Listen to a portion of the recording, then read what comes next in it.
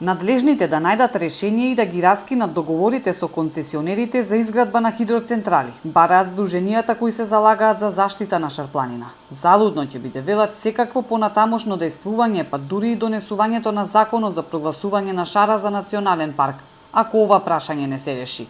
Токму хидроцентралите се постојано посочувани како главна причина за уништувањето на природата, но и за проблемите со водоснабдувањето, не само во Тетово, туку и бројни тетовски села.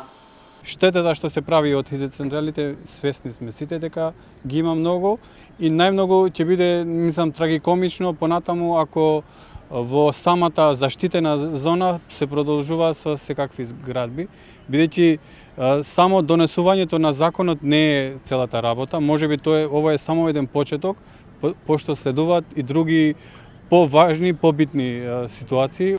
Во Министерството за животна средина тврдат дека преговараат со инвеститорите за откажување на градбите. Барале решение кој ќе ги задоволи сите страни.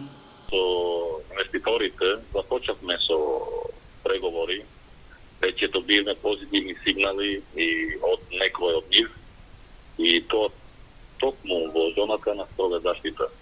Останува во следниот период да продолжиме и се надевам на разбирање за да дојдеме до најдоброто решение. Инаку предлог законот за прогласување на Шарпланина за национален парк влезе во собраниска процедура и го помина првото читање. Екологистите се согласни дека законот е многу важно да се донесе што поскоро, за да се спаси Шарпланинскиот масив, кој изминативе години доживеа вистински масакар со градби и дива сеча.